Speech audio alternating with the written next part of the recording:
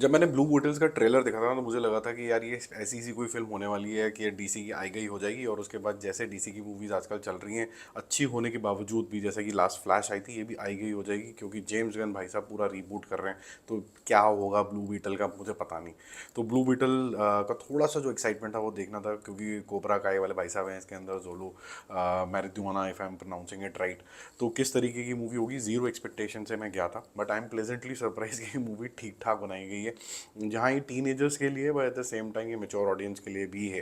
बहुत carefully I think DC ये करने की कोशिश कर रहा है कि जैसे स्पाइडरमैन है और कुछ किरदार हैं एमसीयू के जो काफ़ी पॉपुलर हुए थे रिसेंटली, और ऐसे किरदार जो थे डीसीयू के अंदर नहीं थे, तो वो ऐसे इंट्रोड्यूस करना चाहता है ताकि टीनेजर उससे ज़्यादा कनेक्ट कर पाएँ। तो यहाँ पर आपको जेमी रीस की कहानी दिखती है, जो कि थोड़ी हम्बल बैकग्राउंड से आता है, फैमिली जो है उसकी इस तरीके से दिखाई गई है, जो ज़्यादा वेल टू डू नहीं है, नौकरी वोकरी करना चाहता है। एक दिन किसी के थ्रू उसको एक स्कैरब मिलता है, एक एशियन बायोटेक समझ सकते हो इसको आप, थोड़ा सा केकड़ की फॉर्म में होता है। वो इसको चूज़ कर लेता है, तो जैसे वो चूज़ कर लेता है तो वो जो सिम्बायोटिक कनेक्शन होता है ना, जैसे वेनम में दिखाया था वैसा कुछ हो जाता है, और उससे बात करने लग जाता है, जैसे जारविस हो या फिर वो जो अटैक मूवी आई थी ईरा हो, वैसे हो। वो सब शुरू हो जाता है कार्यक्रम, और साथ ही साथ में डीसी का एक और कार्यक्रम शुरू हो जाता है, जैसे आपने शज़ैम देखी थी। एक बच्चा जिसके पास सुपर पावर आ जाती है, वो सुपर पावर को समझने के लिए जो फ्रेंड्स के साथ शक्ति लगती है, दिमाग लगता है, वो सब यहाँ पर भी आ जाता है। अब क्योंकि शक्ति आ जाती है तो फिर दुश्मन भी होगा, वो दुश्मन कौन है और वो क्या चाहता है, और ये बायोटेक एजेंट कहाँ से आया है और किसके हाथ नहीं लगना चाहिए, ये सब चीज़ों के लिए तो देखो आपको ये मूवी देखनी होगी। इंटरेस्टिंग तरीके से बनाई गई है, ये इसके मोमेंट्स ही हैं जो इसको आई वुड से स्पेशल बनाते हैं। और सेकेंड चीज़, जिस तरीके से इसका वीएफएक्स है, मुझे बताया गया था कि इसके वीएफएक्स जो हैं वो काफ़ी सस्ते सुंदर टिकाऊ तरीके से अप्रोच किए गए हैं, बट लगता नहीं है मूवी देख के, क्योंकि काफ़ी अच्छे फिनिश आपको लगती है। जब भी आप मूवी देखोगे तो शायद आपका एंड रिजल्ट आपको ऐसा भी लगेगा कि चाहे फैमिली और जो फ्रेंडशिप दिखाई गई है और हीरोज़म दिखाया गया है, उसके अलावा अगर आप आयरन मैन को रिविजिट करो, आयरन मैन 1 को, जहाँ पर Iron Man versus Iron Man ही हो गया था एक किस्म का, किसी के पास सेम तरीके का टेक आ गया था, आपको पता है, आपने देखी है तो यहाँ पर भी कुछ इसी तरीके का फ्लेवर आपको मिलता है। तो बहुत सारी मूवीज़ का जैसे कहते हैं ना होमेज है ये। आपको आयरन मैन भी दिख रहा है, आपको जारविस भी दिख रहा है, आपको खुद की शज़ैम का भी फ्लेवर आ रहा है, आपको कहीं ना कहीं वेनम का भी फ्लेवर आ रहा है। तो बहुत सारी मूवीज़ आपको इस दिमाग में चलती रहती हैं। एक मूवी आई थी, मैं नाम भूल रहा हूँ उसका, जैकी चैन की मूवी आई थी जिसमें वो सूट वूट पहन लेता है, और वो सूट उससे फिर उस पावर्स देता होता है उसको, टक्सीडो आई थिंक, वो वैसी वाली फीलिंग भी आपको आनी शुरू हो जाएगी। तो जो आप मूवी देख रहे हो तो बिल्कुल कम्प्लीटली इनग्रॉस हो जाते हो कि अब नया क्या होने वाला है इसके साथ, ये तो फंस गया। तो जो सूट कैसे हेल्प करता है उसकी, और क्या ये सूट इसका इंटेग्रल पार्ट है, क्योंकि सिम्बायोटिक रिलेशनशिप इसका बन चुका है, तो वो कनेक्शन जो है वो काफ़ी ज़्यादा आपको ठीक ठाक लगेगा।